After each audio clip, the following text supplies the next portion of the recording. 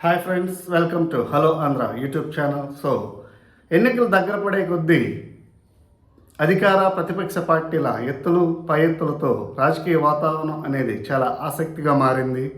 ఇందులో భాగంగానే ఈ వాలంటీర్ల మీద చర్చ అనేది చాలా జోరుగా జరుగుతోంది. అసలు ఏం జరుగుతోంది అనే విషయానికి వస్తే, మీ అందరికీ తెలిసిందే, ఎన్నికల సంఘం వాలంటీర్లను ఎన్నికల విధుల నుంచి, అదేవిధంగా పెన్షన్ల పంపిణీ నుంచి దూరంగా ఉంచాలి అని చెప్పడం జరిగింది. దీనికి ప్రధాన కారణం వాలంటీర్లు అధికార పార్టీ కార్యకర్తల్లాగా వ్యవహరించడమే కాదు, వారు ఒక రకంగా అధికార పార్టీ వ్యవస్థలో భాగమే.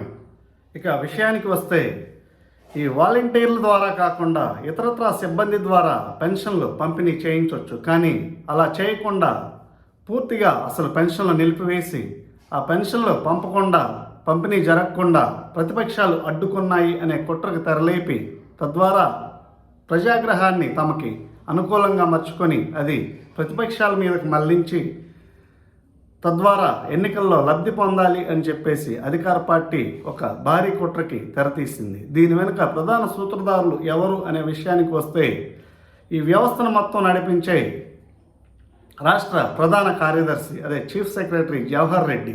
ఈయనకి ఆదేశాలు అన్ని ఎవరిస్తున్నారు అంటే, తాడేపల్లిలోని ఒక సలహాదారుల దగ్గర నుంచి దీని వెనక ఒక భారీ కుట్ర అనేది ఒక స్కీమెటిక్గా నడపడం అనేది జరుగుతోంది.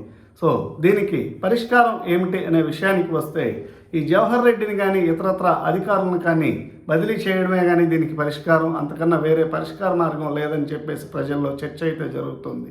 కానీ ఈ 2 నెలలు పెన్షన్దారులు ఏం చేయాలి అనే విషయానికి వస్తే, ఒకవేళ ఈ 2 నెలలు పంచకపోతే తద్వారా ప్రతిపక్షాలు అధికారంలోకి వస్తే మేము ఆ 2 నెలల పెన్షన్ కూడా పంచుతాము అని చెప్పేసి వారు హామీ ఇవ్వడం జరిగింది. కానీ అది ఎంతవరకు నమ్మగలరు? కానీ ఈ విషయంలో ప్రతిపక్షాలు కూడా అధికార పార్టీ చేసే కుట్రలని తిప్పికొట్టాలి, ప్రజల్లో ఒక అవగాహన అనేది కల్పించాలి.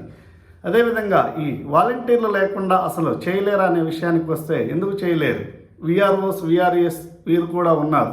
వీరు కూడా ఈ ప్రభుత్వ వ్యవస్థలో భాగమే. అదేవిధంగా ఈ 5 సంవత్సరాలు ఈ గవర్నమెంట్ వచ్చాక రిక్రూట్ చేసుకున్న వారే.